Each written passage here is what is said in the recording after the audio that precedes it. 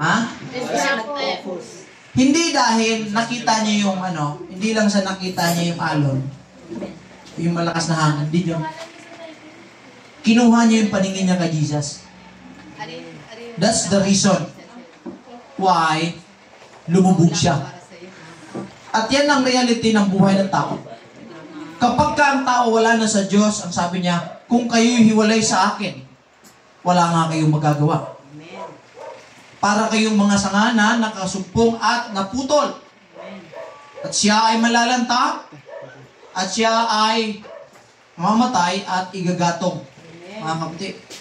So, si Peter, lumbog siya, not because nakita niya yung alon lang, kundi nakapokus siya sa alon sa halip na mag-focus kay Jesus. Amen. Amen. Some people, ganon. Lumubog ang kanilang pananampalataya, lumubog ang kanilang buhay because inalis nila ang kanilang paningin sa atin pong Panginoon. Amen. Kaya ngayong umaga mga kapatid, hallelujah, wala ba tayong mga first timer, mga kapatid? Okay, so lahat ay medyo, ano kayang reason para mag-celebrate tayo? Kailangan meron tayong bago. Kasi isang kaluluwa na lumapit sa Diyos, anghel, ang nagpupuri, nagdiriwang sa langit. Pagka Sunday, siguro, iti-challenge natin ang bawat isa. Pagka Sunday, kasi there's a reason to celebrate. May isang kaluluwa, dalawa, tatlo, na lumapit sa Panginoon. So ngayon, challenge ko kayo na pag Sunday, bibigyan ko ng reason ng church na mag-celebrate. Kailangan may meron akong maagaw sa Panginoon. Palakpakan natin ang Diyos. Hallelujah. So walang pagtatagal mga kapatid. You have your Bible? May Bible ba kayo? Amen. Gaano kahalaga sa inyo ang Word of God? Pinakamahalaga. Meron ba kayong Bible? Amen. Do you have the Word of God? Amen. Pastor, makikihati lang ako. Sikapin mo, mga kapatid. Dapat sinisikap natin na magkaroon ng Bible, mga. Amen. Okay, so sa walang Bible, pwedeng ito. Meron siguro dyan, paki-plot. Hebreo.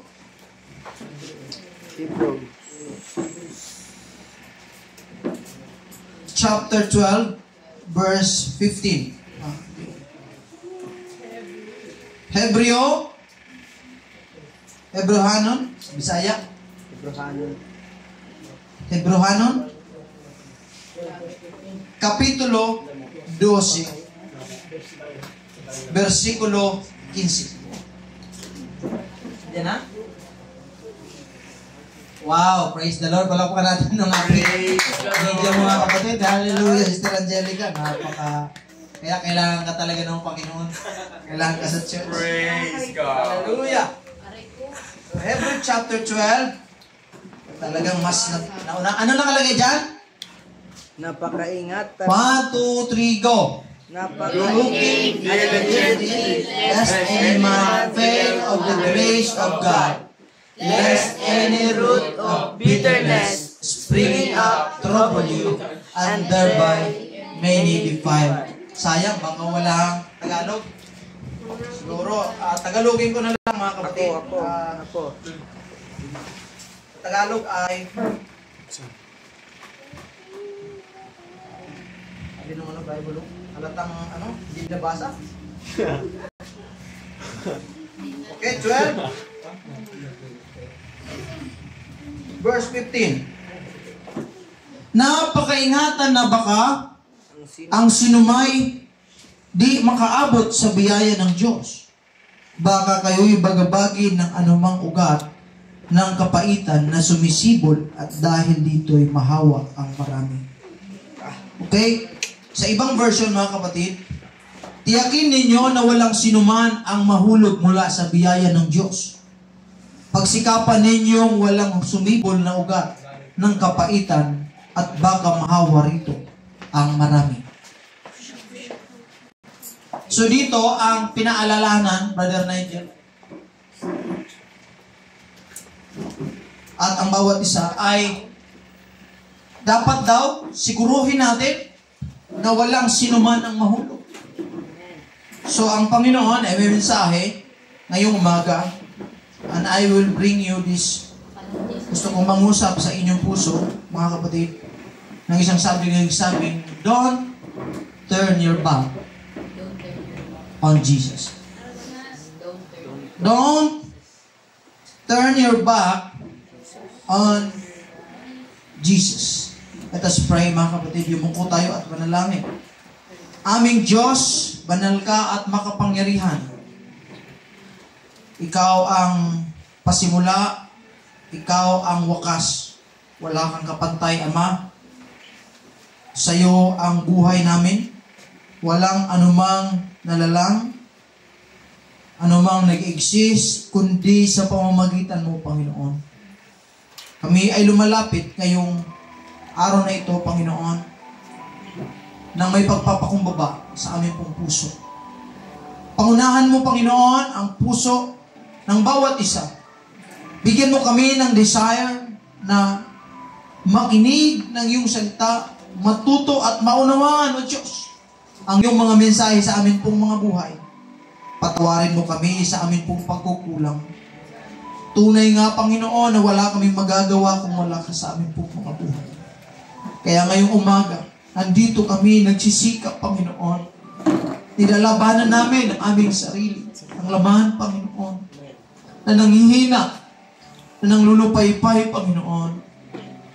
Panginoong Diyos, palakasin mo kami nawa itong mensahe mo ngayon, maging kalakasan sa buhay at sa puso ng bawat isa. Selyuhan mo ito, Panginoon. Huwag mo hayaan na ang dyablo i-distract kami at alisin ang aming pakinig sa iyo, Panginoon. Help us na may bigay namin ang aming 100% pakikinig sa araw na ito, Panginoon. Maging kagamit-gamit ito, Panginoon, sa amin pong buhay sa araw-araw, O Diyos. Anumang mga distraction, tukso sa labas, Panginoon, kapag subukan, kawalan, O Diyos, sakit, lahat ng ito, O Diyos, alam namin na may magagawa ka, Panginoon. Kaya kami lubos na tumitiwala sa iyo, umaasa sa iyo, Panginoon, at we entrust everything to you, Lord Jesus. Pangunahan mo, i-anoint mo ang iyong lingkod na gagamitin mo, Panginoon. At Lord, ang bawat isa, sa lahat ng maabot ng tinig na ito, pangunahan mo sila, Lord. Pagpalain mo sila. Sa aming mga kasamahan, mga kabataan, nanay, katatayan, Panginoon, wala di. O Diyos na mabuti. Habang may panahon pa, Panginoon, tulungan mo sila makapanambalik sa iyo. Salamat po, Diyos. Iniasa namin ang lahat sa iyo. In Jesus' name, in Jesus' name. Amen. Palakpakan natin ang Panginoon, mga kapatid. At tayo po ay makakaupo na sa pangalan ng Panginoon. Lingunin mo, kung may katabi ka, sabihin mo, thank you, Lord. Kasama ko siya. Okay. Salamat sa Panginoon. Don't turn your back on Jesus. Sabihin mo muna sa katabi mo, huwag ka munang mag-cellphone. Ang cellphone, maaaring gamitin niya ng kaaway, gamitin ng dyablo, para i-distract ka. Kaya mga kapatid, pagka Sunday, after ng preaching, walang matutunan, kawawa. Amen. Kaya maging maingat tayo, mga kapatid, sa atin pong ginagawa. Pagdating sa loob ng simbahan, hindi ito sinihan. Amen. Hello? Amen. Ang simbahan ay templo ng Diyos. Hello? Amen. Hindi ito laruan. Hindi ito food court.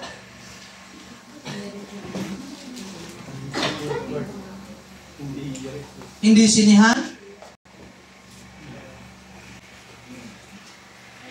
Ito po ay bahay dalanginan. Ito po ay bahay ng pakikinig ng salita ng Panginoon, mga kapatid. So, we have to respect the presence of God, mga kapatid. Okay ba yun? Palakpakan natin ang Panginoon, mga kapatid. Now, we are living in the last days.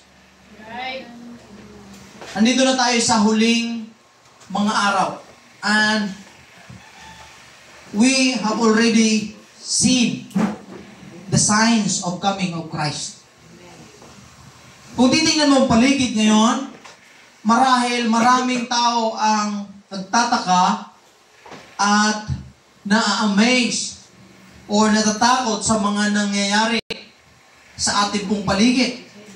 Hindi lang dito, hindi lang sa bansang Pilipinas, kundi po sa buong mundo.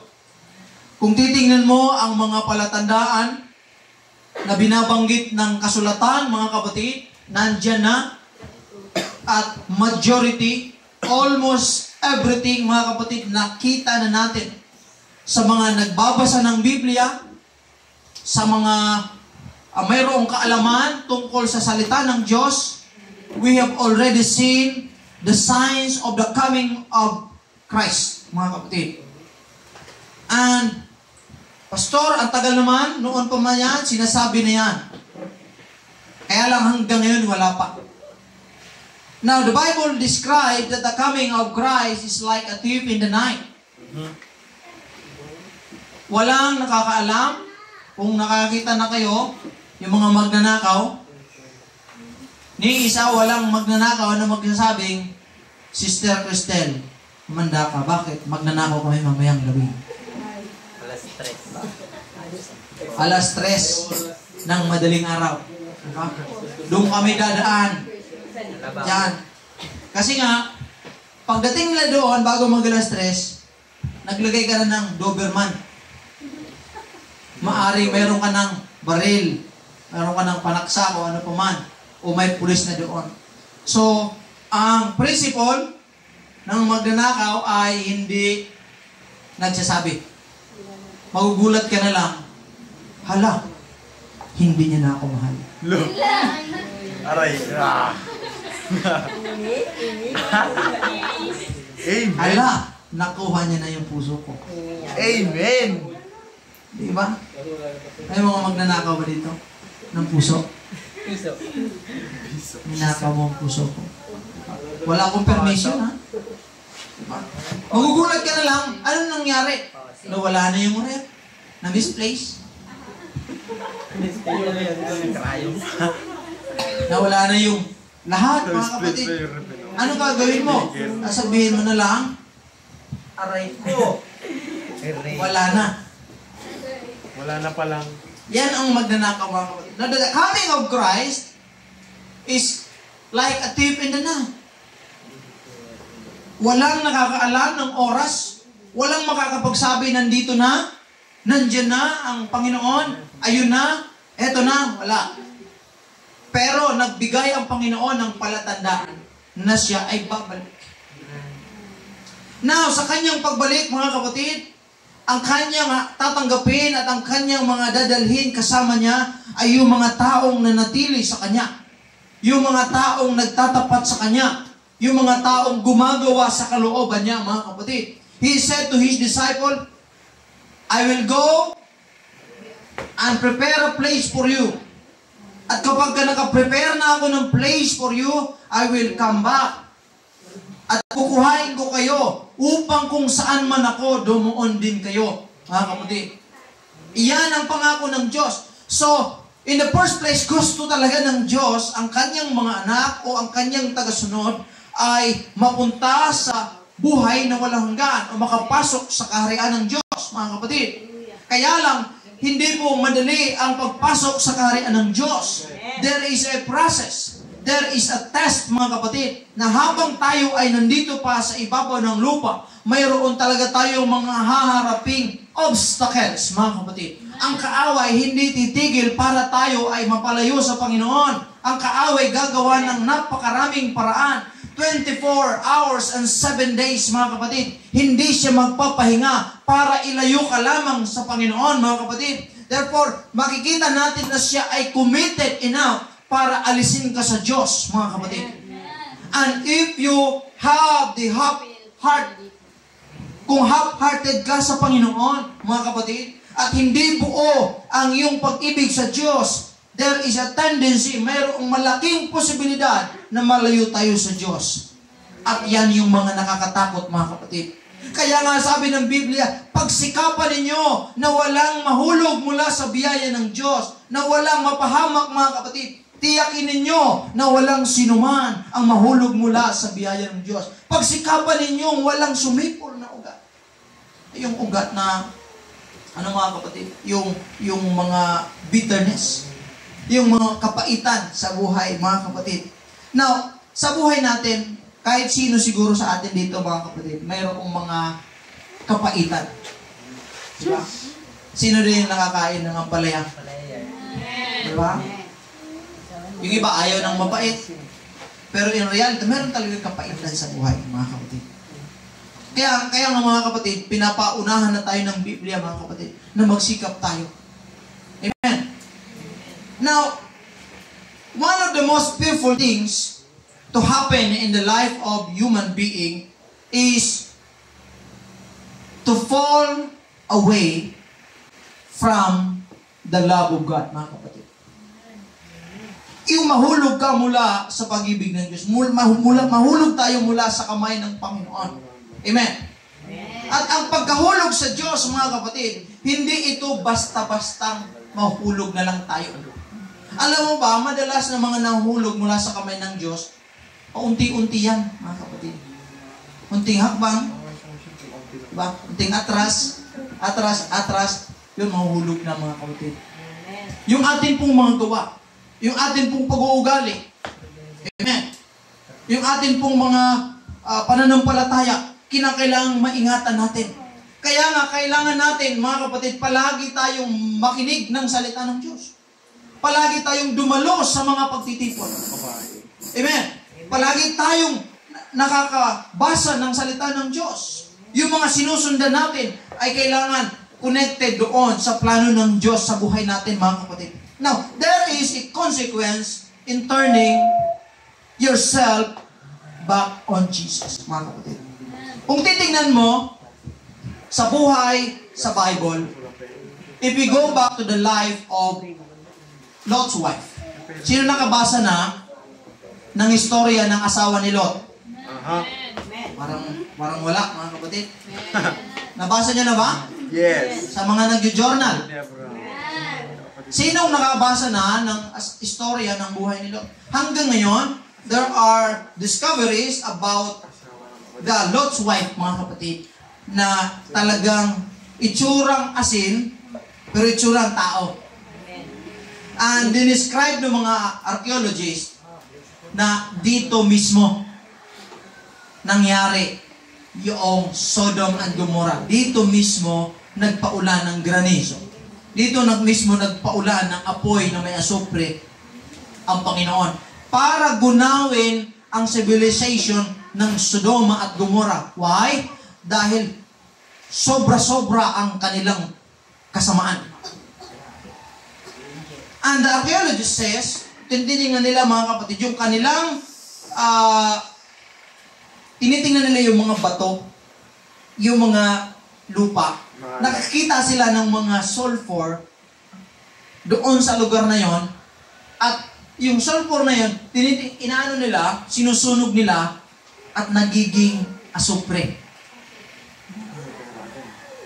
Kaya nga, kanila mga kapatid, hindi naman natin sasabihin, that's the absolute, yan, thank you, absolute talaga. Pero, malaki ang chance na ito, mga kapatid, ito yung tunay na Sodom and Gomorrah. Pero in the Bible, kasi hindi magsisinungaling ang Biblia na mayroong pangyayari sa ating kapanahunan, mga kapatid, sa panahon noon na mayroong isang babae, asawa ni Lot, na nasunog o naging aliging asin, napahamak ang kanyang buhay because she turned her back on the commandment or on God, mga kapatid. Kung titingnan mo ang buhay nila, tingnan natin, mga kapatid, ang buhay ni Lot ay magulo sa kanilang lugar. Although sila ay nakakilala sa Diyos dahil nephew siya ni Abraham, mga kapatid, kaya lang, kung titingnan mo, ang kanilang lugar ay upod ng sama, mga kapatid. Nandyan yung immorality, patayan, nandyan yung homosexual, mga kapatid. Nandyan ang ang lahat ng kasamaan, mga kapatid, to the point na nagpadala ang Panginoon ang kanyang mga lingkod sa lugar na yon upang puntahan, bisitahin ang lugar, at pati yung mga bumisita na mga anghel, pinagnasaan nung mga taga-Gomora, mga kapatid. That's why sabi, nakiusap si Abraham, sabi niya, Lord, kung mayroong 50 katao na naglilingkod sa'yo sa lugar na yon, gugunawin mo ba? Sabi ng Lord, hindi ko gugunawin. Dahil sa 50. Sabi niya, naisip ni Abraham, walang 50 dun. Sabi niya, kung 40. Sabi niya, sige, hindi ko gugunawin kung may 40. Kung 30, Lord. Sabi niya, hindi ko gugunawin ang Sodom at Gomorrah dahil sa 30. Kung 20, hindi pa rin. Kung 10, hindi pa rin. Inaisip kasi ni Abraham, walang 10. Ano sabi niya? Aray ko. Wala talaga. Pinuntahan, mga kapatid. At pati yung mga anghel, pinagnasaan, mga kapatid. Sabi ng mga siguro, ang gwapo nitong mga bisita natin. Doon nagsimula yung mga giant. Kaya mga binulag yung mga taong yon. Sabi ng Panginoon, tumakas kayo dito mula sa lugar na ito, papunta kayo sa bundok, kaya huwag kayong lilingon sa kaliwa, huwag kayong lumingon sa kanan dahil magpapadala ang Diyos ng parusa sa lugar na ito. Sa madaling sabi sila ay tumakas, mga kapatid, ngunit hindi inaasahan na ang asawa ni Lot ay lumingon. At nung siya lumingon, siya napahamak, mga kapatid. Bakit? Pastor, napaka-violente naman ng Diyos. Ilumingon lang eh. Anong meron sa paglingon? Kagaya ni Adam. Kumain lang naman, bakit pinarusahan na? Ang issue dyan, mga kapatid, ay hindi yung act lang ng paglingon, kundi sa kanyang puso at sa kanyang isip, hindi siya sumunod sa sinasabi ng Diyos. Nahulog ang tao. Kaya nga ang tunay, kahulugan ng kasalanan ay ito ay paglabag, pagsuway, pagsalangsang sa sinasabi ng Panginoon, sa kautusan ng Panginoon. Pag sinabing huwag kang lilingon sa kaliwa, sa kanan, dapat hindi ka lumilingon sa kaliwa, sa kanan. May tendency mag-freeze ka, mga kapatid. At mayroong mga reasons bakit sila lumingon. Ito ay, una, yung pagiging materialistic. Hindi nila maiwanan yung kanilang buhay noon.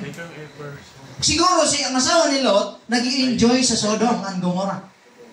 Or kung nakita niya kasi ang ganda ng buhay nila, yung bahay ko, sabi niya, bakit yung bahay ko mapapahamak? Sayang. Masisira. Yung aking labahin.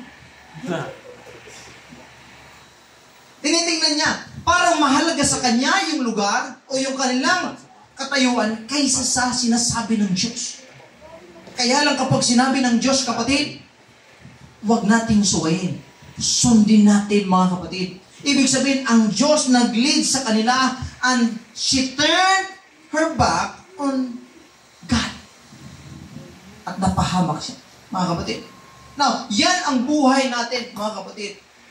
Kapag ang tayo ay inutusan ng Diyos, tayo ay tinawag ng Diyos, at tayo ay nilid ng Panginoon, papunta sa buhay na gusto ng Diyos sa atin, gusto ng Diyos, huwag tayong lilingon sa kaliwa, huwag tayong lilingon sa kanan, huwag tayong tatalikod sa Panginoon. Bakit? There is a tendency na mapahamak tayo, mga kapatid, kapag inilingon natin ang ating sarili sa Panginoon, mga kapatid. Kaya kailangan ang ating focus, sabi kanina ng exhortation, you have to fix your eyes on Jesus. Amen. Lahat kasi nang itinanggal ang kanilang paningin sa Diyos o inalis ang kanilang sarili sa Panginoon, walang umalis sa Panginoon na masaya. Tandaan mo, ang diablo, ang purpose ng diablo ganito, the devil comes to steal, to kill, and to destroy. Never sa plano ng demonyo na pasayahin ka. Wala sa kanyang purpose na paligayahin ka habang buhay. Wala. Tatlo lang. To steal, to kill, and to destroy. Kapag hindi ka ma-steal, destroy, he will kill you. Lahat yan, mga kapatid. Amen? Amen. So wala sa vocabulary ng Diablo na gusto niya magkaroon ka ng kapayapaan, Amen. ng kagalakan, Yes. ng satisfaction, ng fulfillment, ng pag-asa, ng pag-ibig. Wala sa kanya yan, mga kapatid. Ang kanyang tanging layunin is to steal you, to snatch you away from God, and to destroy you, and to kill you. So that's why whosoever turn their back on Jesus, hindi talaga nila ma-experience ang tunay na kaligayahan at tunay na buhay. Amen. Why? Because Jesus Himself said, He is the way, He is the truth, and the life. Nasa Kanya, mga kapatid, ang buhay. Kaya kapag ang paningin natin o ang puso natin ay nahiwalay sa Panginoon, hindi natin maaangkin ang tunay na buhay, mga kapatid. Ang tunay na kaligayahan, ang tunay na kapayapaan, ang tunay na kagalakan. Kaya ang Panginoon nagsasabi, huwag tayong umalis. Sikapin natin na huwag tayong mahulog mula sa biyaya ng ating pong Panginoon. Amen. Hallelujah! Peter denied Jesus. 3 times he denied Jesus, mga kapatid. Now there is a consequence of turning away from faith, mga kapatid. Ano ibig sabihin? You separate yourself from God. Amen. There is spiritual stagnation, mga kapatid. At yung mga opportunities na sana i-bless tayo ng Panginoon, nawawala. Naka-experience na tayo ng spiritual stagnant tayo. Ano ibig sabihin ng stagnant? Stay. Walang nangyayari. Why? Because our focus, our heart, ay naalis sa Panginoon. Mga kapatid. Naalis sa kalooban ng Diyos. Maaaring meron tayong mga back-up plan para sa ating sarili. Gusto nating mabuhay sa promise ng Diyos. Kaya lang gusto nating mabuhay sa dati nating buhay. At hindi tayo, we cannot serve 2 masters. We cannot serve na tayo ay doon sa future at doon din tayo sa... No. You have to choose today, mga kapatid. Kung kanino ka maglilingkod, you have to choose today. Sino ang paglilingkuran mo? Anong gagawin mo sa buhay nito? Anong gagawin mo sa pananampalataya? Choose today. Kung maglilingkod ka sa Diyos, maglingkod ka ng tapat sa Panginoon. At may pangako ang Diyos na maganda sa ating pong hinaharap, sa ating pong bukas. May pangako ang Diyos para sa iyo, kapatid. Hallelujah. Pero tandaan mo na ang Diablo hindi rin basta-basta ang sumusuko. Amen. Never silent, never surrender. Kasi nga, binibigyan siya ng chance ng Panginoon. Ang taong wala pa sa Diyos at ang taong nasa Diyos na. Yung nasa Diyos na, binibigyan ng chance ng Diyos makapanampay. Yung wala pa sa Diyos, binibigyan niya ng chance makilala siya. Mga kapatid. Pero ang kaaway, mga kapatid, talagang hihilahin ka, brother. Marami siyang weapon. Marami siyang nagawa ng mga weapon para alisin ka. At alam mo ba na some weapon, mga kapatid, ay hindi kakasakit mo. Kundi pansamantalang ikasisiya mo. Minsan pag ginagamit niyang weapon, yung mga mahal mo. Yung mga mahalaga sa iyo. Hello? Akala natin ang Diablo mag-a-appear kapag nakakita ka ng Diablo, mag-a-appear siya yung mata niya, nalilisik. Yung mukha niya, ang pangit. Okay? May pakpak na ano. Tapos itim na itim. Hindi ganyan ang Diablo, mga kapatid. Pag mag-a-appear ang Diablo, hindi yung nakakatakot. Kasi bakit ka susunod? Nakakatakot eh. Amen. Most of the time, nag-a-appear ang Diablo sa atin sa magandang imahe. Hello? Amen. Nagsimba ka na ng maayos. Hey Lord. Bigla ka makakilala. May opportunity, Pastor. May trabaho. Okay? Ngayon, may word of God ka, Sister Jana. May word of God ka. Huwag lang sabihin, Sister Jana, tingin ko kailangan mo trabaho. Oo, kailangan mo trabaho. Sabi niya, may trabaho kami Sunday. Ngayon, Sunday. Ano ba gawin ko? Sunday, saan ba yun Titimbangin mo ngayon sa puso mo. Si Lord, o trabaho. Biglang sasabihin ng Satanas ngayon, malaki, sahod. May bonus pa. Sabihin mo, Pastor, may opportunity. That's why kapag hindi mo kailangan Biblia, tuturing mo ng opportunity. Maaring pain yan. Amen. Sabi ng kaaway, bingwitan ko nga ito. Painan ko ng bulate. Hindi ka kumagat kasi nga, 200 lang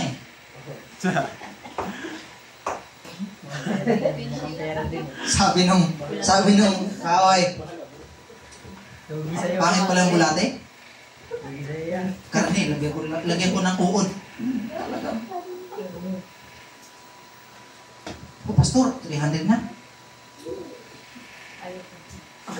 Sabi mo, hindi. Christian ako No? Di ba? Lord, ikaw lang. Sapat na. Basta, hindi ako mapamaalis dyan. Sabi nung kaaway, okay. Kuha siya ng panibagong pain. Manok. 550. Uy!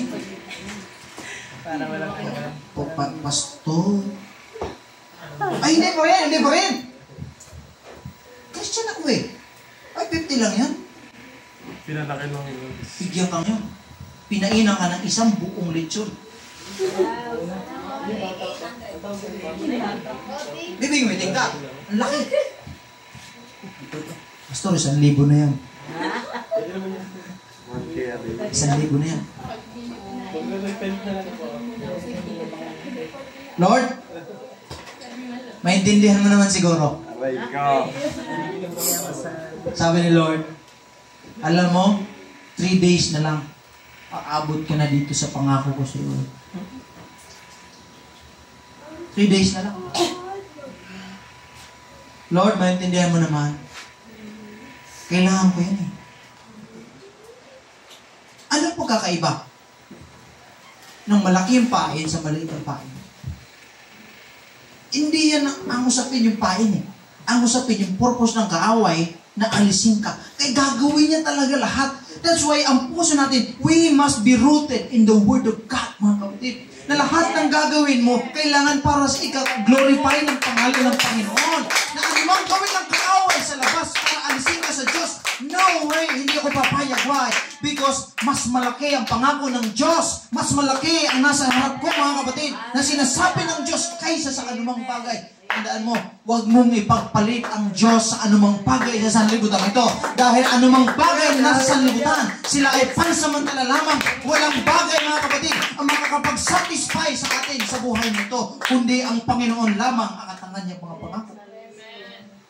Nothing is permanent. Kaya kita mo, yung pinagbigyan mo, wala na. Kala mo, okay lang.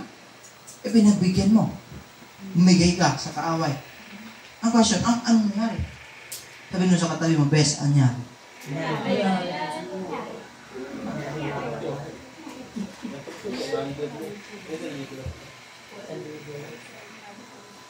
Walang kapayapaan, walang assurance sa labas. Okay. Amen. We have to know this, mga kapatid, na kahit sino in the times of Bible, lahat ng tumalikod sa Diyos na papahamak, matuto na tayo, mga kapatid. Lahat ng umalis sa Panginoon, hindi nagkaroon ng tunay na kagalakan, hindi na satisfy sa buhay, mga kapatid. Walang tunay na kapayapaan. Wala. Sa Diyos, Pastor, dito sa church kasi mahirap Diba? Paano tayo nahirapan? Church. Once a week? Twice? Pag mahal mo, diba? Hello? Amen.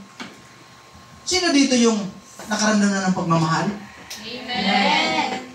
Nalulungkot ba kayo kapag kasama niyo yung mahal mo? Sino dito yung parang, ayoko na.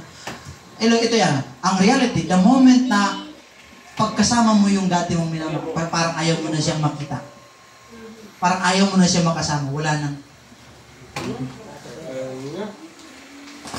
Tama ba yan, sister? Yung nababanas ka na kapag kasama siya. Or, nag-usap kayo. Punta tayo sa ganito ha. Ayoko na. Ikaw na lang, mag-isa doon. Wala ka ng oras sa kanya. Ano yun? Hindi ka na nag-take ng effort para sa kanya. Wala ka nang nararamdaman. Maaring may nakita ka ng ibang nagpapakilig. Hello? Di ba, sister? Di ba, brother? Oh.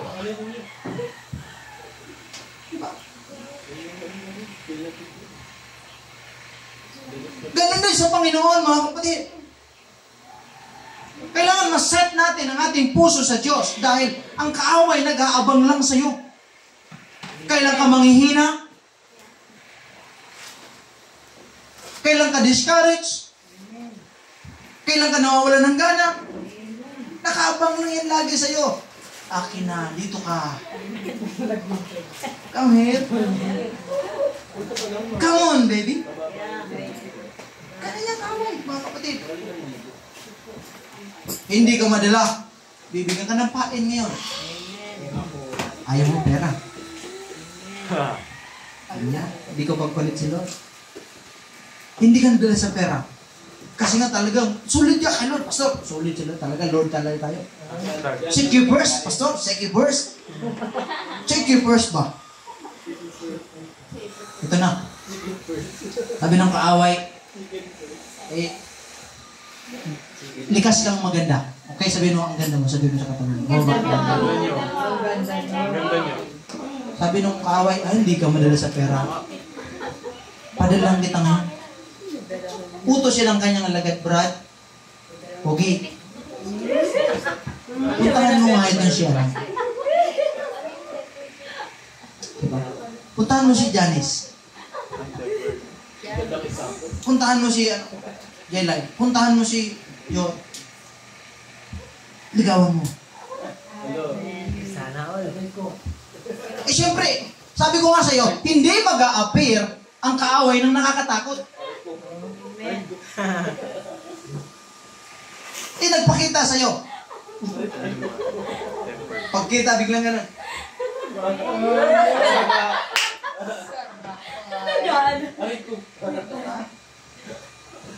Hello, sister.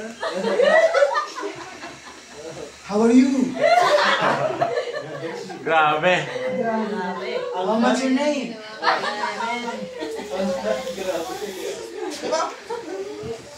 Siyempre, ikaw, gano'n. How much is first wife?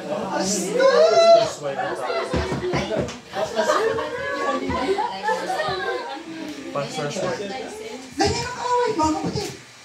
Pero kung nagpakita sa'yo, hindi mo tayo. Baliktad ang ilong. Ang mata ng lilisik. Sa tingin mo, tatanggapin mo, hindi. Niligaw ka.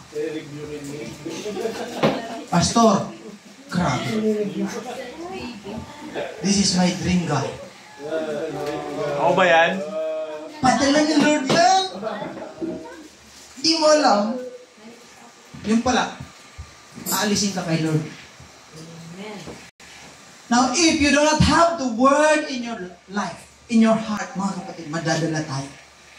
Pero kung mayroong pangako, mayroong salita ng Diyos at pinangawakan mo yung pangako ng Panginoon, kahit ano pang gawa ng kaaway, makikita mo at malalaman mo, makikilala mo na ito'y galing sa kaaway. Bakit? Kasi nga, hindi tumutugma sa sinasabi ng salita ng Diyos na sa atin, mga kapatid. Anumang bagay ipapadala, makikilala mo yan. Pero kapag ang Diyos nagbigay ng opportunity sa iyo, mga kapatid, ang Diyos nagbigay ng blessing, makikita mo, makikilala mo na ito ay tunay na bibigay ng kaligayahan, ng satisfaction, ng kapayapaan sa atin. That's why, alam mo ang salita ng Diyos. So, ang kaaway gagawa. Hindi ka nadala sa boyfriend, girlfriend. Hello? Hello? Sabi niya, pupunta ako ng sakit. Pagdaling ka ngayon sa sakit. Biglang magpapadala siya ng sakit sa iyo.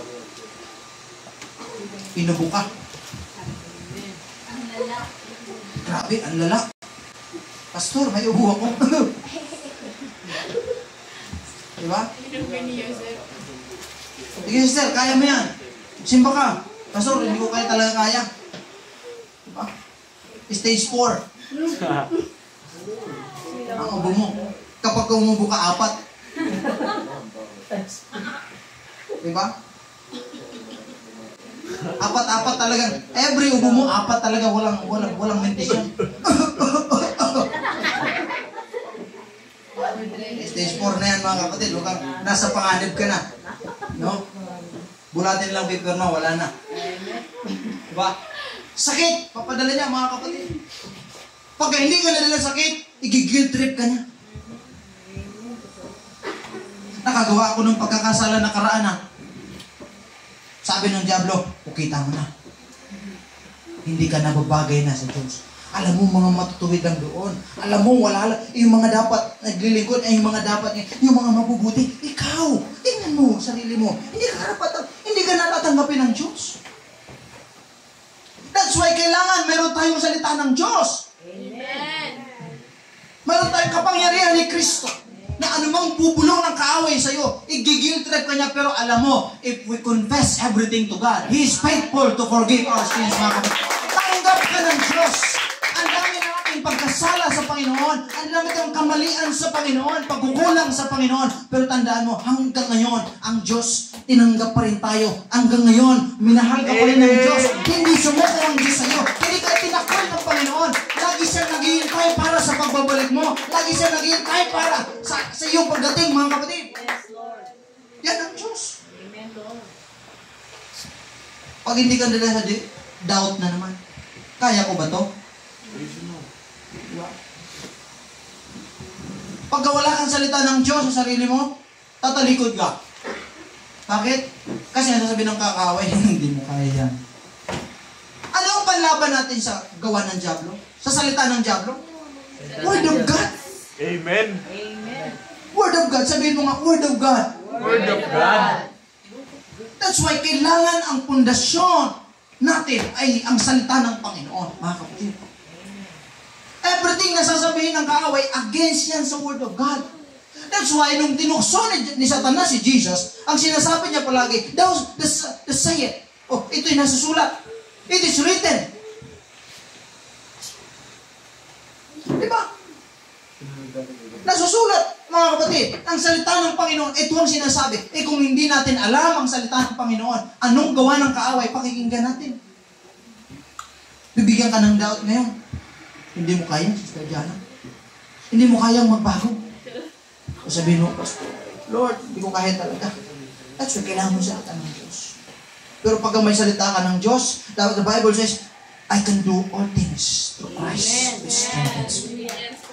Kaya kong gawin lahat kasama si Kristo kung si Kristo ay sumasa akin. There is nothing shall be impossible with God. All things are possible to God, mga kapatid. So, kahit anong gawin ng kaaway na paninira, gawin ng kaaway, mga kapatid, na panunokso para alisin ka sa Panginoon, mayroon kang salita ng Diyos sa puso mo. That's why mananatili ka sa church. Even yung iba tumalikod, even yung iba nanghihina, ikaw still, may salita ka ng Diyos. You are founded in the Word of Jesus, mga kapatid. That's why gusto ng Diyos na kailangan ng salita na sa atin, mga kapatid. The only reason para makapag-forward tayo, makaka-move tayo forward sa buhay natin ito, mga kapatid, is the Word of God. Huwag ka lang masyadong ma-hype sa palakpakan, sa kantahan. Hello? Amen. Amen. Huwag kang pumunta lang sa simbahan dahil gusto mong kumanta. Huwag kang pumunta sa simbahan dahil gusto mo lang nakatayo ka dito. Amen. Huwag kang pumunta sa simbahan dahil kung ano man, yung anong agenda mo, no. Pag pupunta ka sa simbahan, Lord, gusto ko ng iyong salita. Amen. Gusto ko, founded ako sa iyong salita. Wala man akong ministry, meron man akong ministry. Ang pinaka-importante sa akin, Panginoon, ay yung mga salita mo na nasa akin. Amen. Kasi nga, ang kaaway, ang gawa ng kaaway, hindi dito. Doon sa labas. Kung pumunta ka lang sa simbahan para lang sa katahan, para lang sa papuri, para lang sa ano paman, pagdating mo sa labas, talunan ka. Wala kang laban sa kaaway, wala tayong laban sa gawa ng kaaway, mga kapatid. Kung pupunta lang tayo sa church dahil naobliga ka kung ano man, no. Dapat pupunta ka sa church kaya gusto mong founded ang faith mo sa Word of God. Kapag ka nandun ka sa labas, mayroon kang ilalaban sa Kanya, mayroon kang iharap sa Kanya. It is written in the Word of the Lord, mga kapatid, na hindi tayo madadala ng kaaway. Kasi nga, the battle is not here, the battle ay nasa labas. Amen. Amen. Kahit nandito ka Sunday, pagdating sa labas, may tendency matalo ka. Kaya nga, nandito ka pagka Sunday. Ano ito? Ang Sunday is first day of the week, ayon sa calendar. So, ang first day, dito pa lang, i-equip ka na ng salita ng Diyos. Pagdating mo sa laban, mga kapatid, yun yung panlaban mo. Yan yung gear mo. Yun yung armor mo. Ano yun? Ang salita ng Diyos. Pagdating ng kaaway, sister, parang wala kang kwenta. No, it is written. I am fearfully and wonderfully made. So, no matter what you say, maganda ako. Amen. Amen. No matter what you say, gwapo ako. Amen. Kasi hindi naman ikaw ang nagdidikta. Hindi naman ito lumikha sa akin. Praise the Lord. Ang Diyos. No matter what they say. Why? Because mayroon kang salita ng Diyos. Now, when I say don't turn your back on Jesus, hindi dahil, mga kapatid, sa hindi natin kaya. Mga kapatid, may tendency. Kaya natin, mga kapatid. Maaring may time na parang paunti-unti tumatalikod na tayo sa Panginoon. Pero sa unahan niya, mga kapatid, kapahamakan. If you turn yourself from the light, you turn yourself into the darkness. If you turn yourself from peace, you turn yourself into trouble.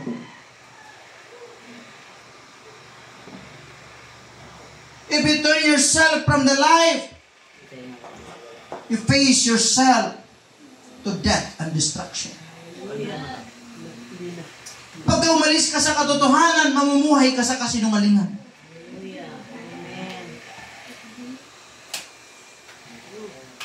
At yan ang gusto ng kaaway. Fake life. Everything is fake. Everything is temporary. Bibigyan ka niya ng maskara na ito ka. No, no, no, no. Mayroong Diyos na nagsabi na sa iyo niyan ng tunay mong identity, ng tunay mong pagkatao, ng tunay mong halaga na sa salita ng Panginoon. Alamin mo na lang, kapatid. Basahin mo na lang. Pakinggan mo na lang. Makilala ka sa pagtitipon. Kayahin mo yung pamilya para makilala nila ang katotohanan, mga kapatid. Dahil may buhay sa unahan. Nag-aabang, mga kapatid. Lastly, meron akong ibigay mo sa akin yung ano natin. Yung core. Bibigyan kita ng example. Bago ako magtapos, mga kapatid. Basa lang. Look, this is our life. Imagine that this is our life.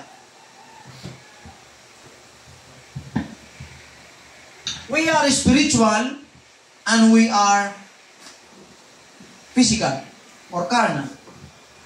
Ang carnal life natin, tingnan mo yung spot. Hanggang dito lang. The Bible says that life is short and full of trouble. Ito ang buhay mo, hanggang dito ka lang. Maaari ito, spend mo dito ay 60 years, 70 years. Pero hanggang dito lang yan. After this, the Bible says, and after death is judgment. Amen. So for sure, there is eternity. At ang eternity, dalawa. There is eternal separation, and there is eternal life. Ang eternal separation is when we separate ourselves from God, and eternal life is kapag nasa Panginoon tayo. Now, this is your life. Dito, ang daming problema. You suffer, nagreklamo ka, napagod ka, nasaktan ka, nabigo ka, di ba? Nagalit ka, nainis ka, nalungkot ka, tumawa ka, lahat nandito. Pero napaka-iksi. But in this life, ito yung mag-determine kung saan ka pupunta dito sa dalawa. Now, eternal life, ito yung eternal life. Ang buhay mo ay ganito lang. Ang buhay ng eternity hanggang doon. Aha. Amen. Hindi natin pwedeng ikumpara gaano kaiksi o gaano katagal, gahaba ang buhay ng ating pong temporal world at doon sa eternity. Amen. Now, watch this. Si Lord nagsisikap at si Lord sobrang pasensya sa atin na binigyan tayo ng chance habang nandito tayo. Kasi nga gusto ng Diyos makapiling niya tayo dito sa eternity. That's why si Lord nagpadala ng tao dito sa lugar na ito, mga kapatid. Dahil alam ng Diyos, kapag wala tayo sa Kanya, pupunta tayo doon sa eternal separation sa Kanya. At doon, punong-puno, nung pagdurusa, araw at gabi, magangalit ang kanilang ngipin. Araw at gabi, magsisisi sila at wala silang magagawa. So si Lord has to do something. He sent His people dito sa lugar na ito. Amen. At nasa atin ang choice kung susunod tayo sa Panginoon, kung makikinig tayo sa mensahe ng Diyos. Pero tandaan mo, there is a consequence of turning yourself back on Jesus. There is eternal separation. That's why si Lord talaga sabi niya, ayoko mapahamak. Kasi nga, when He created you and me, sabi niya, it was very good. And we are created in the image of God. We are created in the likeness of God. At hindi niya hayaan, mga kapatid, na tayo mapunta doon sa eternal separation. Dahil alam ng Diyos ang mangyayari doon sa eternity. At dito sa buhay, sabi ni Lord, I will send you sa lugar na yun. Amen. Para sabihan sila na may eternal life and may eternal separation. And once na dito tayo sa buhay na ito, mga kapatid, tiisin mo muna. Okay lang na sa ngayon mahirapan tayo, pero sa buhay na ito, doon ang buhay na walang hanggan. Doon ang buhay na pinapangarap ng lahat. Okay lang na magtiis ako dito. Okay lang na mapagod ako dito. Masaktan ako dito. Kaysa doon ako sa buhay ng eternal separation. Kaysa na ma-enjoy ko dito sa maiksing buhay na ito. Kaysa dito ako sa buhay na punong-puno ng pagsisisi. That's why, ang challenge ko sa inyo, saan ka pipili? Gusto mong pansamantala kang lumigaya? Pansamantala kang masumaya? Panandalian ang anumang nasa iyo? Or magtiis ka muna? Magtiis ka muna dahil nakaabang ang buhay na gusto ng Diyos sa atin. That's why I encourage you, kahit nangihina ka na, kahit nakagaya ka na ni Pedro, kahit ang dami ng pagsubok sa buhay mo, parang hindi mo kayanan yung mga pagsubok, mga problema na nangyari sa iyo, ang tukso ng kaaway. Kapatid, don't turn your back on Jesus. Continue, hallelujah, serving the Lord. Huwag kang huminto sa paglilingkod mo. Malapit na, help is coming. Help is on the way. Don't give up. It is always too soon to give up. Coming na ang help ng Panginoon sa buhay natin. And the best is coming. The best is yet to come sa buhay natin. Don't give up. Nandoon na tayo. Malapit na tayo sa pangako ng Panginoon, kapatid. Hallelujah. Hindi ka iniwan ng Diyos sa journey. Hindi ka pinabayaan. Hindi ka, hallelujah, pinabayaan ng Panginoon. Just go. Move forward. Anumang obstacle sa unahan, just move forward. Trust the Lord. Trust the Lord. Trust the Lord. At hayaan mo ang Diyos, ilaban ka sa laban niya.